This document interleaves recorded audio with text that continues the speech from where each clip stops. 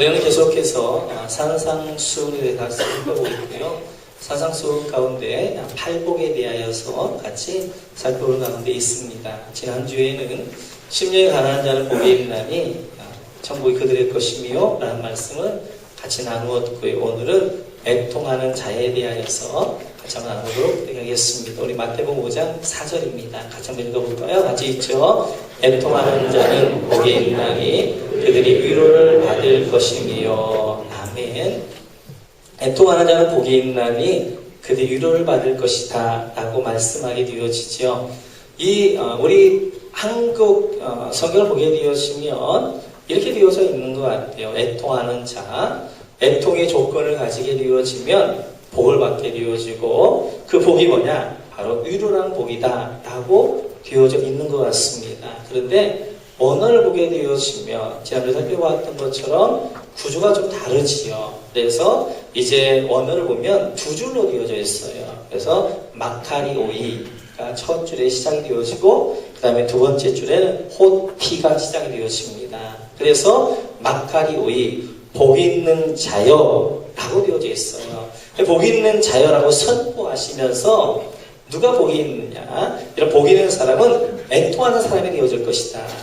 그리고 애통하게 되면 하나님의 호티, 하나님의 위로가 그에게 있을 것이다 라고 되어져 있는 것입니다. 그래서 팔복에 예수님께서는 복을 먼저 선포하시고, 그 복을 받은 사람을 어떻게 만들어 가실 것인가 하나님의 의지였다라고 말씀을 드렸어요. 그래서 지난주에 하나님의 열심에 대하여서 우리 같이 생각해 보았었습니다. 여기서 마카리오이, 복 있는 자, 복이 뭐냐? 제가 살펴봤던 것처럼 예수 그리스도이십니다. 이거 예수 그리스도를 영접하는 사람, 예수 그리스도를 그 마음에 모시는 사람은 하나님이 애통의 자리로 이끌어 가시겠다는 거예요. 애통하는 자로 하나님께 만드시겠다는 거예요. 하나님의 열심히 일을 이룰 것이다 라고 말씀하게 되어져요. 우리가 알고 있는 종교하고는 좀 다르지요. 우리가 예수를 믿으면 하나님 우리에게 복을 주시는데, 그 복은 눈물이 없는 것, 늘 웃음만 있는 것, 늘 좋은 일만 있는 것, 이것이 하나님 우리에게 주시는 복이라 생각하게 되어지는 거예요. 그런데 오늘 예수님은 하나님 나라의 복을 이야기하면서 복 있는 자여, 내가 너를 반드시 애통하는 자로, 눈물 흘리는 자로 만들겠다라고 말씀하여 주신다는 거지요. 그래서 우리가 생각하고 있는 복의 개념, 성경에 말씀하는 복은 바로 이 세상적인 육신의 복을 이야기하고 있는 것이 아니라 영적이고 하늘의 복을 이야기하게 되어지는데, 그 영적이고 하늘의 복은 바로 애통하는 자에게 주시는 것이다 라고 말씀하게 되어지는 것이죠. 그럼 여기서 애통이란 그 의미가 무엇이냐 하는 거지요. 애통이란 헬라어 언어 보게 되면 펜테오입니다. 이 펜테오는 극한 심한 고통 가운데에서 나오는 슬픔, 눈물을 애통, 펜테오 이렇게 이야기하게 되어져요.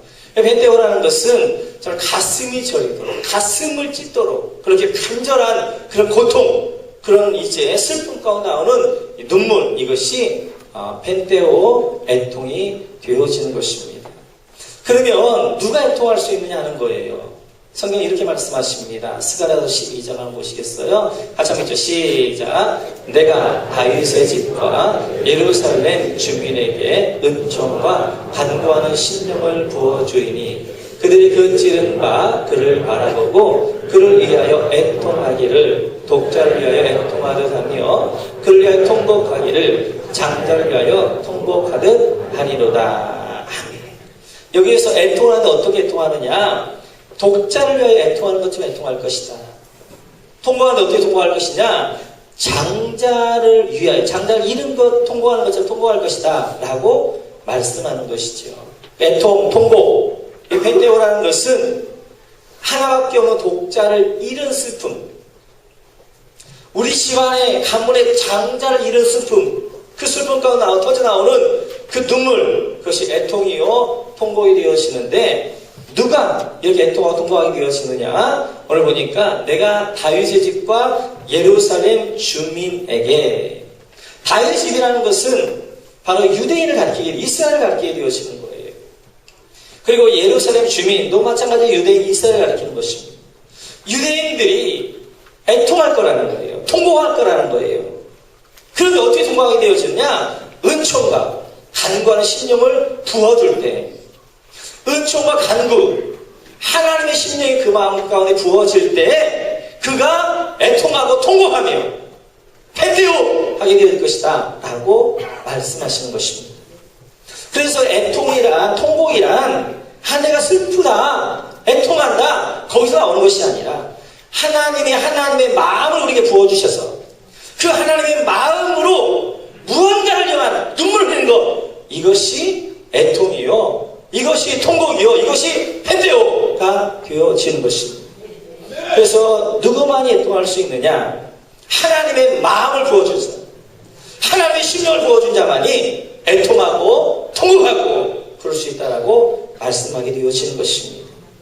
이 예언이 성취가 되어졌지요. 왜냐면 사도행전을 한번 보시겠어요? 같이 한번 보죠. 시작. 그런즉 이스라엘 온 집은 확실히 알지니 너희가 십자가에 못 박은 이 예수를 하나님의 주와 그리스도가 되게 하셨느니라 하니라. 그들이 이 말을 듣고 마음에 찔려 베드로와 다른 사도들에게 물어 이르되 형제들아 우리가 어찌 알고 하거늘. 오늘 본문은 오순절 마가에서 다락방에 성령이 임하십니다. 베드로가 성령 충만한 가운데 오순절 설교를 하게 되어지는 거예요. 근데 오순절 설교의 내용이 뭐냐? 이제 36절에 보니까 이런 내용이죠. 너희가 메시아를 죽였다. 너희가 메시아, 그리스도를 기다리는데 예수 메시아가 왔지만 그 예수 메시아를 너희가 찔렀다, 죽였다. 내가 십자가에 못 박았다 라고 말씀을 이제 선포하는 것입니다. 너희가 죽인 그 예수, 너희가 죽인 그 메시아, 너희가 죽인 그 그리스도를 하나님께서 주와 그리스도로 세우셨다라고 선포합니다. 그 찌른 자들, 바로 유대인들 찔렀거든요. 십자가에 못 박았거든요. 그 찌른 자들을 향해서 선포하게 될 때 그 37절에 보게 되어지니까 이제 그들의 마음의 찔림을 받아 하나님의 마음이 그들 가운데 부어진 것입니다. 그렇습니다. 우리가 예수님을 메시아로 알지 못하고 예수님을 십자가에 못 박았습니다. 우리가 죽였습니다. 우리가 메시아를 주를 죽였습니다. 하고 마음의 찔림, 그 통해하는 심령으로 하나님 앞에 나가게 되어지고 우리가 어찌할꼬 하고 그들이 통해하며 애통하며 회개하며 이제 통곡의 기도, 눈물의 기도를 드렸던 것입니다. 스가랴 12장 10절에 약속하고 있는 것처럼 바로 너희가 찌른 그를 너희가 볼 것이며 그를 너희가 애통할 것이다 라고 말씀한 그 약속이, 그 예언이 오순절 날에 그들 가운데 임하였고 이루어졌던 것입니다. 이들이 그전에는 예수 십자가에 못 박은 사람들이었습니다. 그런데 이제 하나님의 마음을 부어주니까 그 예수님이 메시아이며 그 예수님이 내가 죽였구나 하는 그 애통의 마음이 부어진 거예요. 그래서 마음의 찔을 받고 우리가 어찌할까 하면서 통회하며 자극하며 회개하며 애통해하며 기도하고 회개하여 구원받게 되어진 것들을 볼 수 있습니다. 이렇듯이 애통의 마음이란 내가 좀 슬퍼해야지, 내가 내 중에 너무 더럽지? 이렇게 한다고 해서 눈물을 짠다고 애통이 더 나오는 게 아니에요. 하나님의 심령, 하나님의 마음을 부어줄 때 그 하나님의 마음 가운데 애통이 터져 나오는 것이고 통곡이 터져 나오는 것이고 눈물의 기도가 터져 나오는 줄 믿습니다. 그래서 애통의 기도, 하나님의 마음이, 하나님이 부어진 자만이 애통의 기도를 하게 되어지는데요. 그래서 그럼 무엇을 위한 애통할 것이냐 하는 것이죠. 우리는 무엇을 위한 눈물을 흘릴 것이냐 하는 것입니다. 그것은 바로 이제 우리 안에 하나님의 마음이 부어지면 나를 보게 되어지는, 내가 누구인가를 알게 되어지는 거예요. 그동안 껍질로 왔던 나, 그냥 외식하면서 왔던 나, 겉으로 왔던 나가 아니라 내 안에 있는 죄성, 내 저 깊은 가운데 있는 이 죄덩어리, 이것들을 보면서 자신을 향하여서 애통하게 되어지는 것입니다. 바울사들 보면 이렇게 바울사들 변해가는 것들을 볼 수 있어요. 우리 갈라디아 1장 1절 같이 한번 보시겠어요? 같이 읽죠. 시작. 사람들에게서 난 것도 아니요 사람으로 말미암은 것도 아니요 오직 예수 그리스도와 그를 죽은 자 가운데서 살리신 하나님 아버지로 말미암아 사도된 바울. 아멘. 갈라디아서는 바울 13권의 성경 가운데 초창기에 기록한 성경입니다. AD 48년경에 기록한 건데요. 이때 바울이 자기의 정체성, 자기에 대해 이렇게 이야기하게 되어져요. 나는 사도다. 어떤 사도냐? 사람에게 난 것도 아니고 사람으로 말미암은 것도 아니고 오직 예수 그리스도, 그를 죽은 자 가운데 살리신 하나님이 세운 사도다. 나 사도 바울이다. 이렇게 사도 바울이 이야기하게 되었어요. 그 이후에 7년 이후에 AD 55년경에 이제 고린도전서를 기록하게 되어지는데 그 고린도전서에서 이렇게 고백합니다. 같이 한번 보시겠어요? 고린도전서.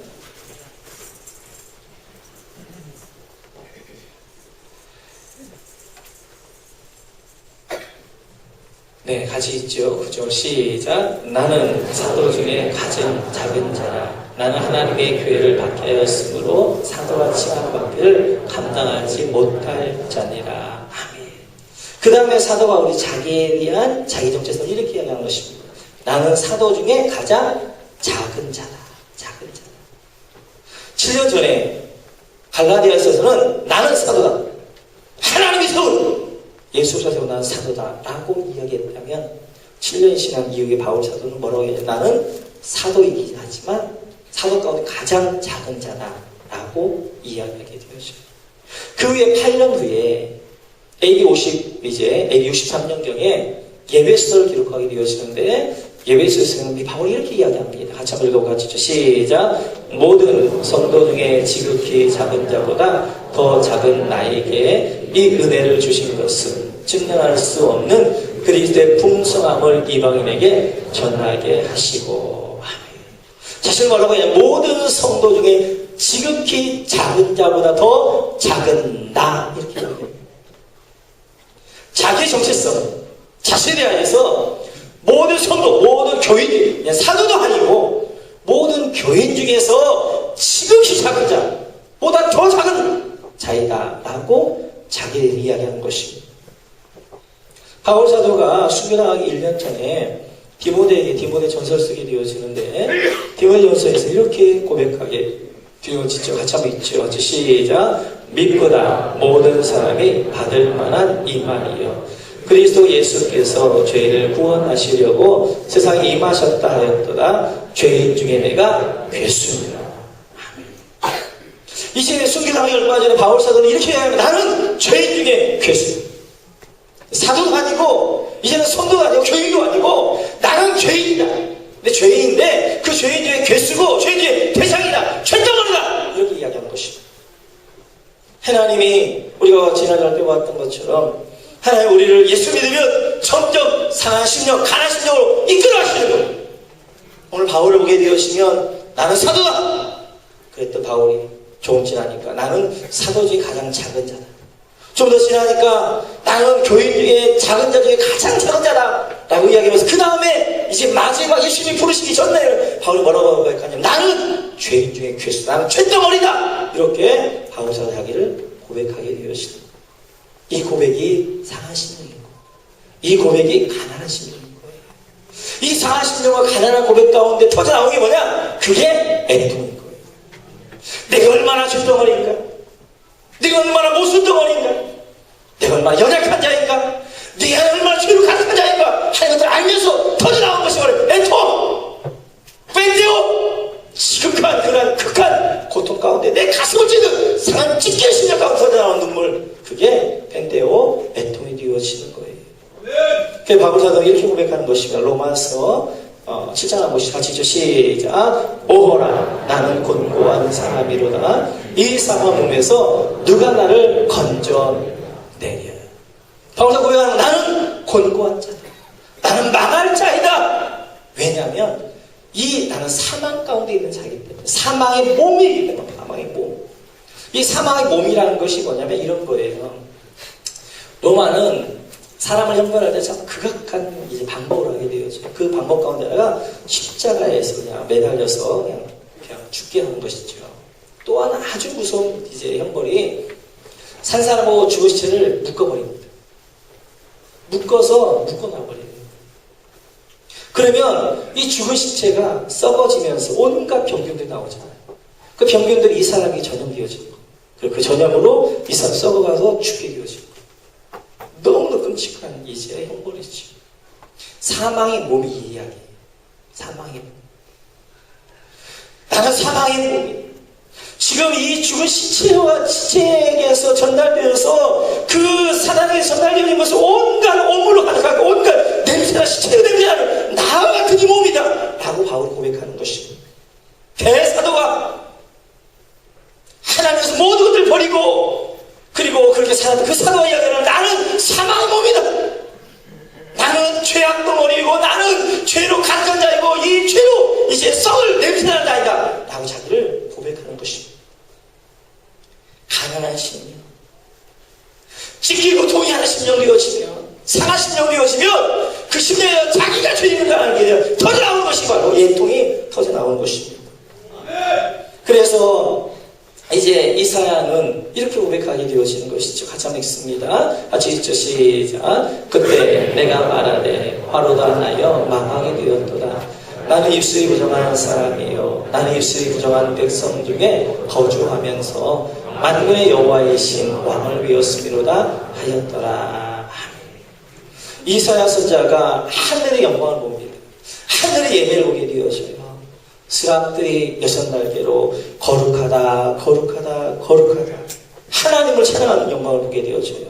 그리고 바로 자신을 보니까 자기가 죄덩어리인 거예요. 화로 난 나여 망하게 되었도다.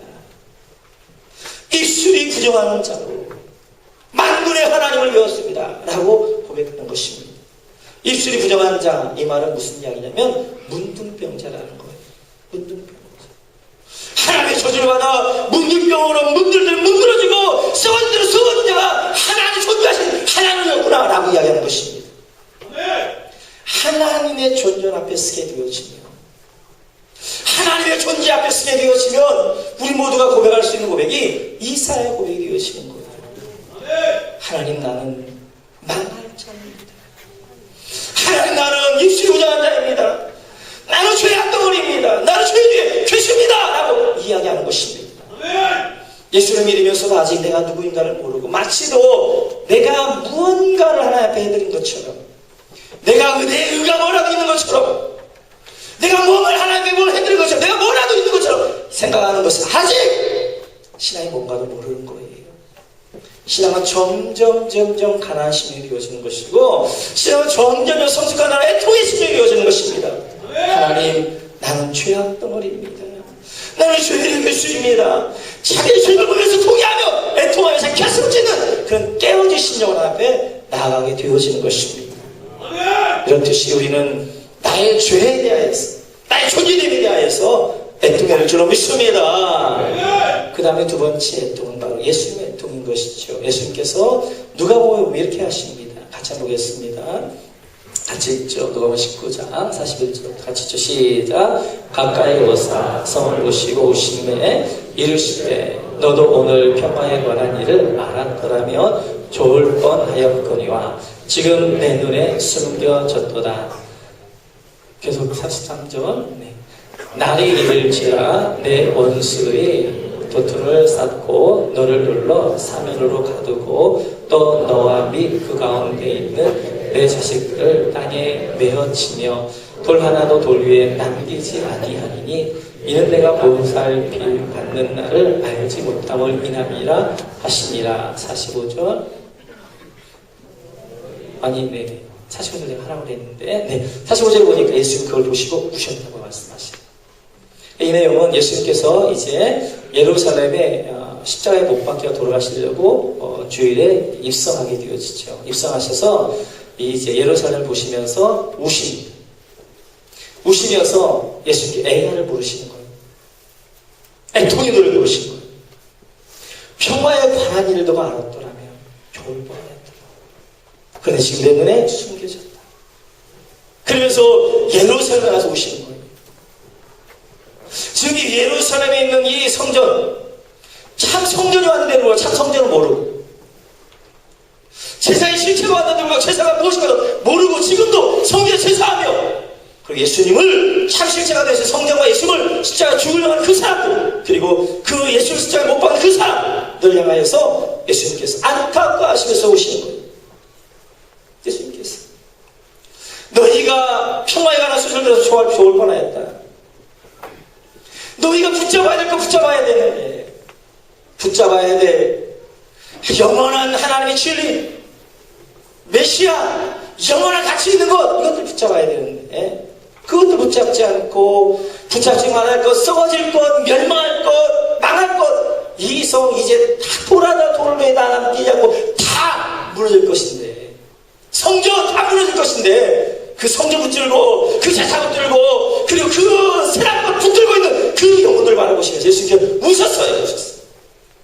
정말 붙들어야 할 거 붙들어야 되는데, 붙잡을 건 안 붙잡고 헛되이 붙잡고 살아가는 그 영혼들 보시면서 예수 애통의 기도, 바로 애가를 부르셨던 것입니다.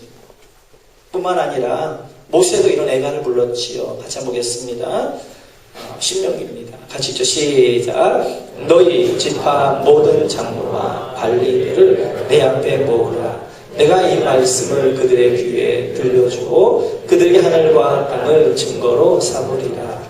내가 일거니와 내가 죽은 후에 너희가 스스로 부패하여 내가 너희에게 명령한 길을 떠나 여호와의 목전에 악을 행하여 너희의 손으로 하는 일로 그를 경노하게 하므로 너희가 후일에 재앙을 당하리라 하니라. 그리고 모세가 이스라엘 종에 이 노래의 말씀을 끝까지 읽어드리니라. 하늘이여 귀를 기울이라.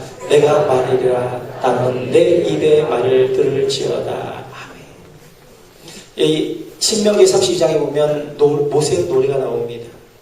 그 모세의 애가가 되어져요. 애통하면서 모세가 마지막 노래를 부르고 죽게 되어집니다. 이 모세는 이스라엘 백성을 출애굽하고 40년 동안 광야를 인도한 이제 지도자였어요. 그런데 모세는 요단강을 건너가면 가나안 땅, 적과 꿀의 땅인데 요단강과 모압 형제에 죽게 되어져 있습니다. 죽기 전에 하나님이 하나를 보여주시는 거예요. 뭘 보여주시느냐? 이스라엘 백성들이 가나안 땅에 가서 해야 하는 일들을 보여주시는 거예요. 근데 본을 보니까 가증한 일들, 하나님의 싫어하는 일들, 하나님의 법을 어긴 일들만 하게 되어지는 것입니다.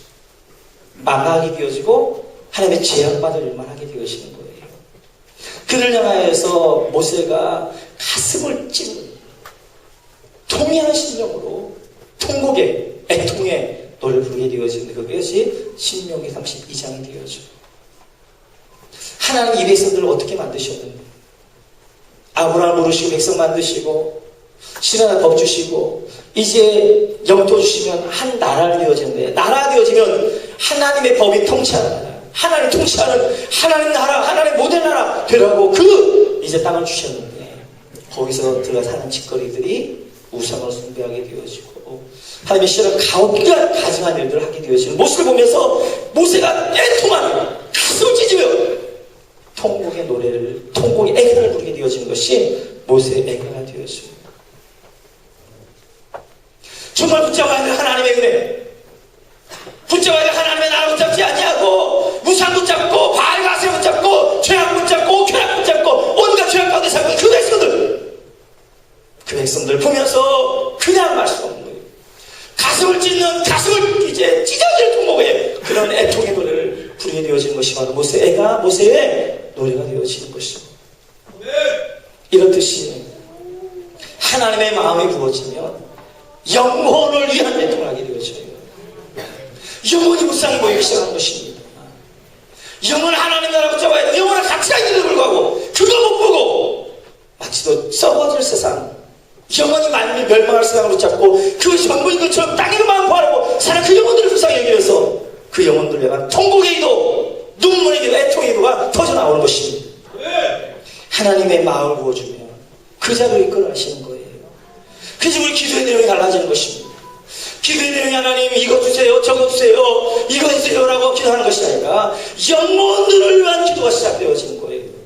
하나님, 내 남편이, 내 아내가, 우리 부모님이, 우리 자녀가 이대로 살아면 영원히 불못 가운데 죽어야 되는데 저들이 영원한 진리를 모르고 영원한 썩어질 것들을 붙잡고 살아가고 있습니다.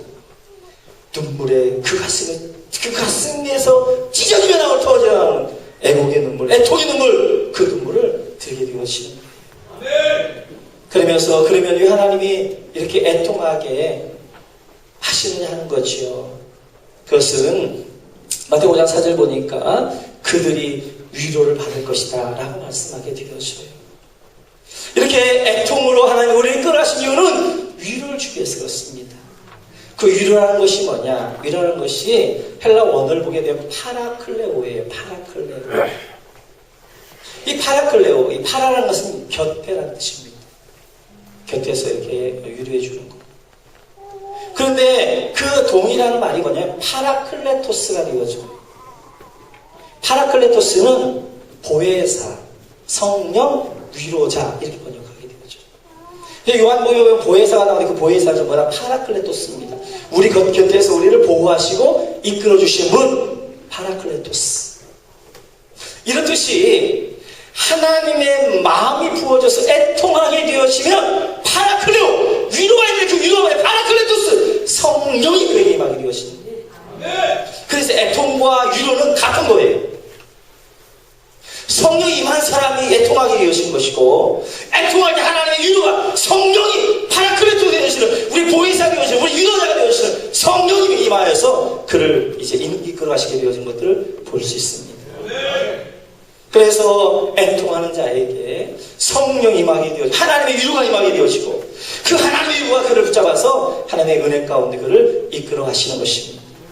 이것이 첫 번째 위로가 되어지는 것이고, 두 번째 위로는 뭐냐? 위로는 열매입니다. 열매. 반드시 애통하는 곳에는 하나님이 열매가 있게 하시는 거예요. 시편 기자 이렇게 이야기하죠. 시편 126편 같이 한번 보겠습니다. 아시죠? 시작. 눈물을 흘리며 씨를 뿌리는 자는 기쁨으로 거두리로다. 울며 씨를 뿌리러 나가는 자는 반드시 기쁨으로 그 곡식단을 가지고 돌아오리로다. 아멘.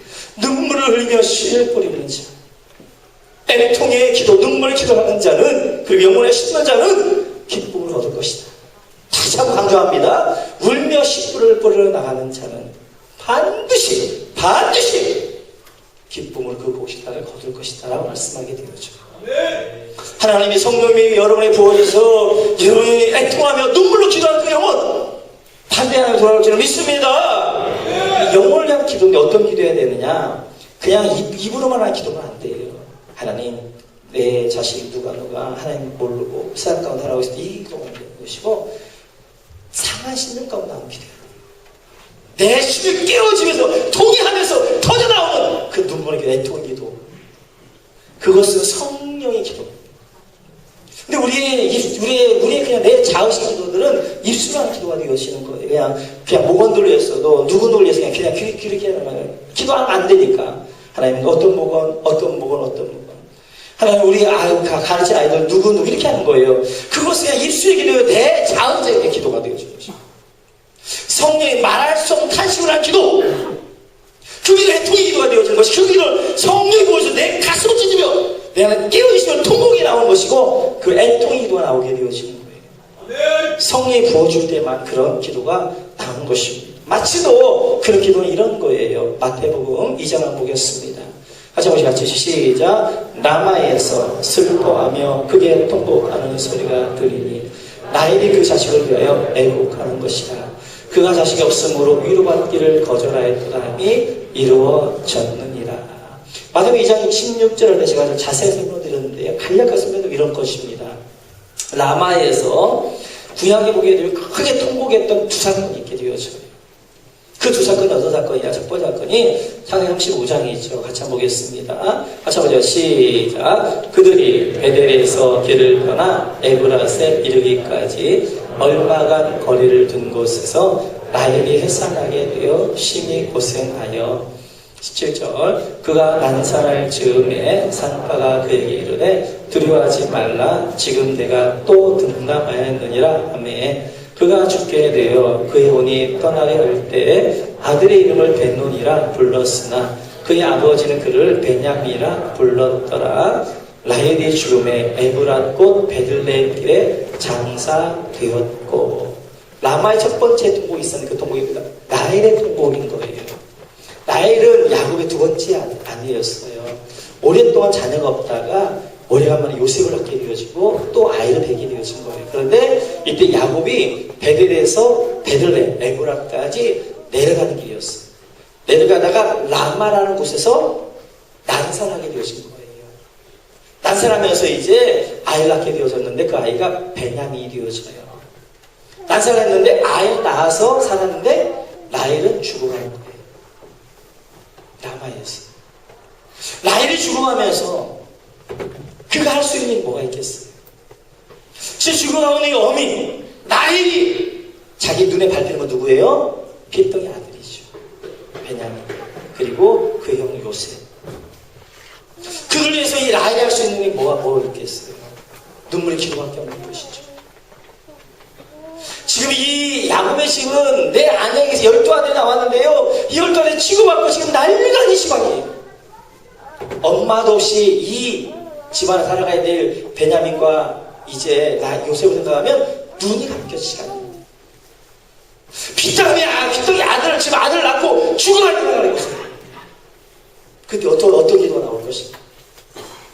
통곡의 기도, 애통의 기도. 그 기도의 기도. 그 라헬이 하나님께 어떻게 기도했어요? 하나님, 내 생명이 여기까지입니다. 그러나 하나님이 이 내 아들 베냐민과 내 아들 요셉을 챙겨주세요. 하나님 챙겨주셔야 됩니다. 라고 애통의 기도, 통곡의 기도를 이 라헬이 드리게 되어집니다. 그 길을 통하여서 인물이 만들어지는 것입니다. 그게 요셉이에요. 요셉 보면 정말 미스터리입니다. 구약 인물 가운데 가장 예수님을 닮은 인물이 누구냐면 요셉이에요. 다 몇 가지 죄를 다 했어요. 근데 요셉을 보면 그 삶 가운데 죄가 드러난 것이 별로 없어요. 행위적으로 드러난 죄가. 가장 예수님을 닮은 인물이에요.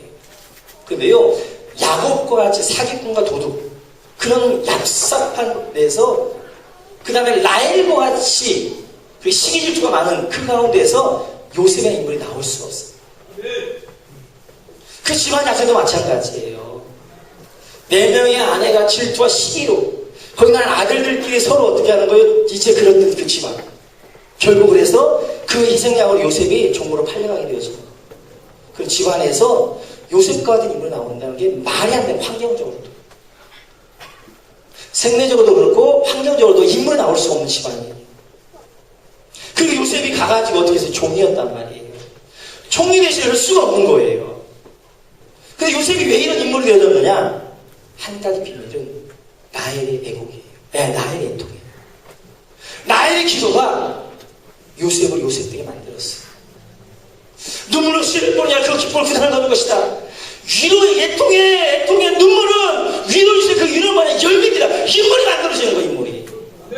그래서 라헬의 통곡을 통하여서 요셉이라는 인물이 만들어지는 것입니다. 뿐만 아니라 라마에서 또 한 번 통곡이 있었는데요. 이때지요. 예레미야서를 보겠습니다. 예레미야서 31장 15절 같이 주 시작. 여호와께서 이와 같이 말씀하시니라. 라마에서 슬퍼하며 통곡하는 소리가 들리니 라헬이 그 자식 때문에 애곡하는 것이라. 그가 자식이 없어져서 위로받기를 거절하는도다. 다시 한번 라마에서 라헬의 통곡이 있는 거예요. 라헬의 통곡은 자녀를 위한 통곡이에요. 이 통곡이 뭐냐? 예레미야 시대에 바벨론에서 3차 이제 침공이 있어서 3차에 걸쳐서 포로들로 잡혀갔어요. 포로들 잡아갈 때 유능하고 젊은 아이들, 어린 아이들을 포로로 다 잡아갔단 말이에요. 근데 그들 집결지가 어디였냐? 라마였습니다. 라마. 북이스라엘과 남유다의 중간쯤 되어져요. 이 라마에서 전국에서 포로들 집결해 있다가 포로들을 다시 어디로 내려가는 거예요? 바벨론으로 내려가는 거예요. 포로 잡아갈 때 부모들이, 베들레헴에 있는 부모들이, 예루살렘 부모들이 잘 다녀와라 그렇게 하겠어요. 군대 가는 자식도 어떻게 해요? 군대 훈련 거기까지 따라가는데 이 아들은 이제 포로 잡혀가면 종이 되어서 살지 죽을지 모르는 아이예요. 그 아이와 함께 울며 라마까지 온 거예요. 라마에서 눈물이 강을 이루는 거예요. 그 나라가 힘이 없어서 자녀들이 피퇴했던 10몇 살 아이들, 이 아이들이 이제 다들 다 포로로 잡혀가는 거예요. 그 부모들이 할 수 있는 뭐밖에 없는 거예요? 애통의 기도밖에 없는 거예요. 하나님이 없습니다. 우리 아이들을, 우리 자녀들 하나님이 챙겨주시고 그들이 어디 가는지 눈 돌아서 기도하시고 함께하여 주셔서 기도할 수밖에 없는 거예요. 그 기도가 인물들을 만들어내는 거예요. 1차 포로 때 이 다니엘과 그의 친구들처럼, 2차 포로 때 에스겔과 그런 인물들처럼 이렇게 인물들을 만들게 되시는 거예요. 그 애통의 기도가 다니엘이나 에스겔이나 이런 인물들을 만들어내는 원동력이 되었던 거죠. 마찬가지로 우리가 애통하게 하나님 만드신 애통은 자녀들이 속을 많이 썩이잖아요. 애통하잖아요. 그 애통하여 눈물을 많이 흘리기 위해서 어떻게 하면 그 자녀에게 눈물 기도를 많이 쌓게 하려고 하나님 큰 인물 만들려고. 그래서 어렸을 때부터 곱게 자란 아이들도 복되지만 속썩인 아이들이 사실은 하나님이 더 큰 힘을 될 수 있는 거예요. 그 아이에서 가슴을 찢으며 눈물로 통해하고 이제 이렇게 눈물의 길을 들을 이 아이가 그 눈물을 먹고 큰 나무들로 자라나는 것입니다. 자, 성도 여러분, 우리는 하나님의 마음이 부어질 때 애통하게 되어지는데 그 애통함으로 이제 우리의 애통은 바로 두 가지 애통이 되어지는 거예요. 하나 앞에 내 모습을 보면서 내 존재 가운데 애통이 되어지는 거예요. 또 하나는 이제 영혼을 보고 애통하게 되어지는 거예요. 내 주변에 있는 사람들, 영원한 진리를 모르고 초청을 모르고 이 땅에 있는 전부인 것처럼 그 땅을 향하여 살아가는 그 사람, 그리고 그들은 끝은 지옥이요 영원한 불못인데 그건 모르고 땅을 바라보면서 무엇을 먹을까, 무엇을 마실까, 무엇을 입을까만 추구하며 살아 그 영혼을 향하여 있어. 여러분들이 애통에 대해서 기도를 드리시기를 주님 축원합니다. 애통이들은 반드시 하는 열매를 주시고 기쁨으로 하늘 얻게 할 것입니다.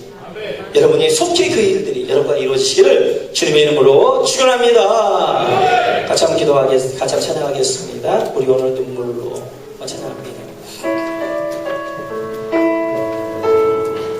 우리 오늘 눈물로 여러분의 흘렸던 눈물 하나하나가 큰 인물들을 만들어낼 것입니다. 우리 오늘 눈물로 하나를 씨앗으시는다. 꿈꿀 수 없어 무너진 가슴에 저들의 푸른 꿈 다시 돋아나도록 우리 함께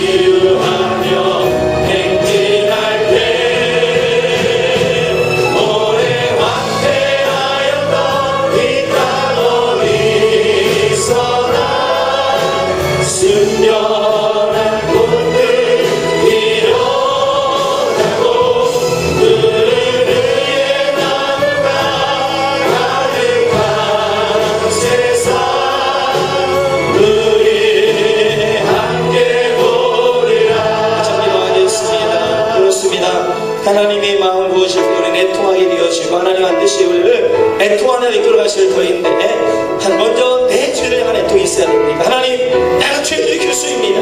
나는 죄악 덩어리입니다 라고 고백해야 될 것입니다. 여러분 주변에 영원한 진리를 모르고 살아가는 영혼들, 정말 영원한 진리를 모르고 세상에 썩을 것들을 붙잡고 살아가는 영혼들을 향해서 애통의 눈물, 눈물의 기도가 있어야 됩니다. 오늘 시간 다시 한번 주여 한번 한다면 기도하며 기도하겠습니다.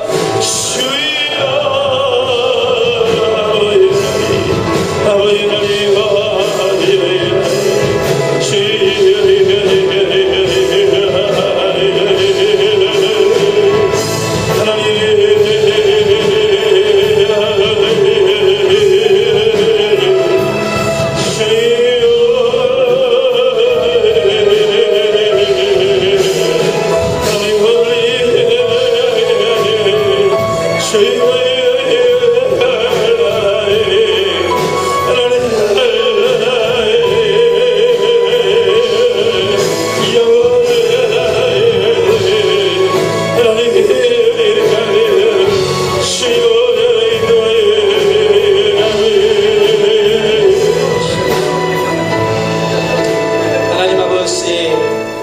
복 있는 자는 하나님의 통에 자주 이끌어 가실 터인데 하나님, 하나님의 마음을 저희들 부으셔서 애통하는 자가 되어지게 하여 주옵소서. 내 죄를 고백하게 하여 주시고 아버지, 잃어버린 영혼을 향한 애통의 기도, 눈물의 기도가 우리 가운데 넘쳐나게 도와 주옵소서. 감사드리면서 예수님의 이름으로 기도하옵나이다.